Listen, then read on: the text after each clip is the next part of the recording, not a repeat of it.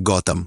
श्रावस्ती नगर में हर बच्चा परम प्रतापी बुद्ध का नाम जानता था और हर घर गौतम के मौन भिक्षाटन करने वाले शिष्यों के भिक्षा पात्र भरने के लिए तैयार रहता था। नगर के पास ही गौतम का प्रिय निवास स्थान जेतवन था, जिसे परम प्रतापी बुद्ध के एक महान भक्त, धनी व्यापारी अनाथपिंडक ने उन्हें और उनके अनुयायियों को भेंट किया था। गौतम के निवास स्थान की खोज के दौरान दोनों युवा तपस्वियों को कहानियों और उनके प्रश्नों के उत्तरों से इस क्षेत्र के बारे में पता चला था, और श्रावस्ती पहुंचने पर जिस पहले घर के दरवाजे के सामने वे चुपचाप भिक्षा मांगने खड़े हुए, वहीं उन्हें तुरंत भोजन अर्पित कर दिया गया। उन्होंने भोजन ग्रहण किया और सिद्धार्थ ने उस महिला से पूछा जिसने उन्हें भोजन दिया था, भद्रे, हम यह जानने के बहुत इच्छुक हैं कि बुद्ध वे परम प्रतापी कहाँ निवास करते हैं, क्योंकि हम जंगल से आए 2 श्रमण हैं और हम उस पूर्ण पुरुष के दर्शन करने और स्वयं उनके मुख से उनके उपदेश सुनने आए हैं। महिला ने कहा, जंगल से आए हैं श्रमणों, तुम सही जगह आए हो। वे परम प्रतापी अनाथपिंडक के उपवन जेतवन में निवास करते हैं।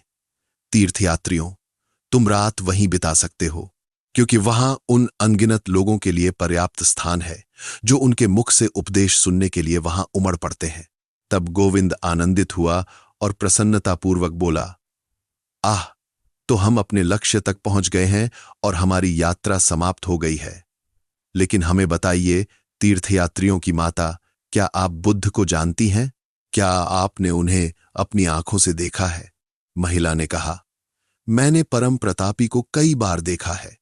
कई दिनों मैंने उन्हें पीले वस्त्र में चुपचाप सड़कों से गुजरते और चुपचाप घरों के दरवाजों पर अपना भिक्षा पात्र फैलाते और अपना भरा हुआ पात्र लेकर लौटते देखा है।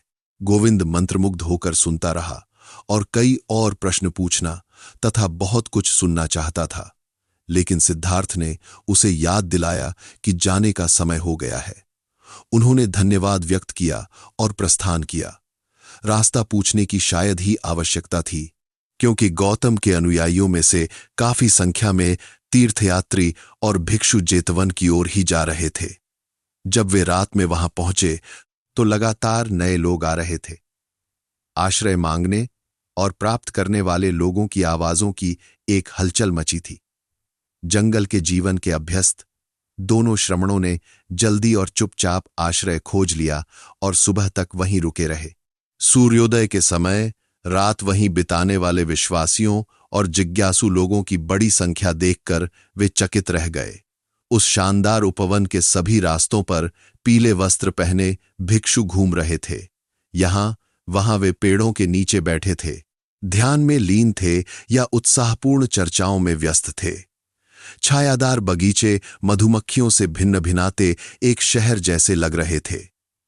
अधिकांश भिक्षु अपने भिक्षा पात्रों के साथ प्रस्थान कर गए, ताकि वे अपने दोपहर के भोजन, जो दिन का एकमात्र भोजन था, के लिए अन्न प्राप्त कर सकें। स्वयं बुद्ध भी सुबह भिक्षाटन के लिए जाते थे। सिद्धार्थ ने उन्हें देखा और तुरंत पहचान लिया, मानो किसी देवता ने उनकी ओर इशारा कर दिया हो। उसने उन्हें एक भिक्षा पात्र लिए चुपचाप उस स्थान से निकलते हुए देखा। पीले वस्त्र में एक आडंबरहीन व्यक्ति। देखो, सिद्धार्थ ने धीरे से गोविंद से कहा, वे बुद्ध हैं। गोविंद ने पीले वस्त्र वाले उस भिक्षु को ध्यान से देखा, जिसे सैकड़ों अन्य भिक्षुओं से किसी भी तरह अलग नहीं किया जा सकता था, और फिर भी गोविंद ने उन्हें जल्द ही पहचान लिया। हां, वह वही थे, और उन्होंने उनका अनुसरण किया और उन्हें देखा।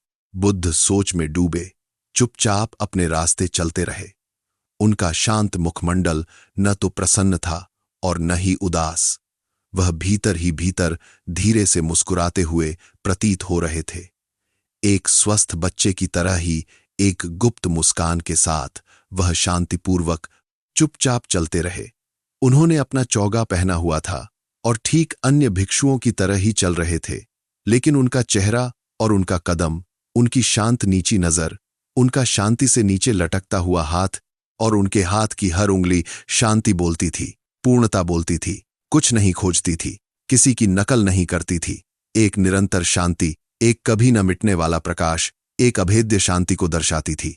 और इस तरह गौतम भिक्षा प्राप्त करने के लिए नगर में घूमे और दोनों श्रमणों ने उन्हें केवल उनके आचरण की पूर्ण शांति से, उनके रूप की स्थिरता से पहचाना, जिसमें कोई खोज नहीं थी, कोई इच्छा नहीं थी, कोई दिखावा नहीं था, कोई प्रयास नहीं था, केवल प्रकाश और शांति थी। आज हम स्वयं उनके मुख से उपदेश सुनेंगे, गोविंद ने कहा। सिद्धार्थ ने कोई उत्तर नहीं दिया। वह उपदेशों के बारे में बहुत उत्सुक नहीं था। उसे नहीं लगता था कि वे उसे कुछ नया सिखाएंगे। वह और साथ ही गोविंद भी बुद्ध के उपदेशों का सार सुन चुके थे।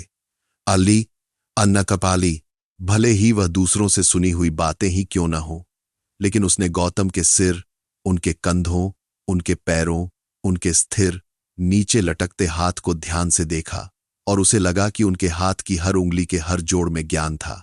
वे बोलते थे, सांस लेते थे, सत्य बिखेरते थे। यह व्यक्ति, यह बुद्ध, अपनी उंगलियों के पोरों तक सचमुच एक पवित्र पुरुष थे। सिद्धार्थ ने कभी किसी व्यक्ति का इतना सम्मान नहीं किया था, कभी किसी व्यक्ति से इतना प्रेम नहीं किया था। उन दोनों ने बुद्ध के पीछे पीछे नगर में प्रवेश किया और मौन रूप से लौट आए। उन्होंने स्वयं उस दिन भोजन का त्याग करने का निश्चय किया था। उन्होंने गौतम को लौटते देखा, उन्हें अपने शिष्यों के घेरे में भोजन करते देखा। उन्होंने जो खाया उससे एक पक्षी भी संतुष्ट नहीं होता और उन्हें आम के पेड़ की छांव में विश्राम के लिए जाते देखा। शाम को जब गर्मी कम हो गई और शिविर में सभी लोग सचेत होकर एक साथ इकट्ठा हो गए, तो उन्होंने बुद्ध का उपदेश सुना। उन्होंने उनकी आवाज सुनी और यह भी पूर्ण, शांत और शांति से भरी थी। गौतम ने दुख, दुख के कारण और दुख से मुक्ति के मार्ग के बारे में बात की। जीवन पीड़ा था, संसार दुख से भरा था, लेकिन दुख से मुक्ति का मार्ग खोज लिया गया था। जो बुद्ध के मार्ग पर चलेंगे उनके लिए मोक्ष था। परम प्रतापी ने एक धीमी लेकिन दृढ़ आवाज में बात की। 4 मुख्य बिंदु सिखाए, अष्टांगिक मार्ग सिखाया, अष्टांगिक मार्ग सिखाया। उन्होंने उदाहरणों और दोहराव के साथ उपदेश देने की अपनी विधि को अपनाया। स्पष्ट और शांत रूप से उनकी आवाज उनके श्रोताओं तक पहुंची, एक प्रकाश की तरह, आकाश में एक तारे की तरह। जब बुद्ध ने समाप्त किया तब तक रात हो चुकी थी। कई तीर्थयात्री आगे आए और समुदाय में शामिल होने का अनुरोध किया और बुद्ध ने उन्हें स्वीकार कर लिया और कहा, तुमने उपदेशों को अच्छी तरह सुना है, तो हमारे साथ जुड़ो और आनंद में चलो, दुख का अंत करो। संकोची गोविंद भी आगे आया और बोला, मैं भी परम प्रतापी और उनके उपदेशों के प्रति अपनी निष्ठा अर्पित करना चाहता हूं। उसने समुदाय में शामिल होने का अनुरोध किया और उसे स्वीकार कर लिया गया। जैसे ही बुद्ध रात के लिए विश्राम करने गए, गोविंद सिद्धार्थ की ओर मुड़ा और उत्सुकता से बोला, सिद्धार्थ, तुम्हें दोष देना मेरा काम नहीं है। हम दोनों ने परम प्रतापी को सुना है, हम दोनों ने उनके उपदेश सुने हैं। गोविंद ने उपदेश सुने हैं और उन्हें स्वीकार कर लिया है। लेकिन तुम मेरे प्रिय मित्र, क्या तुम भी मोक्ष के मार्ग पर नहीं चलोगे? क्या तुम देर करोगे? क्या तुम अभी भी प्रतीक्षा करोगे?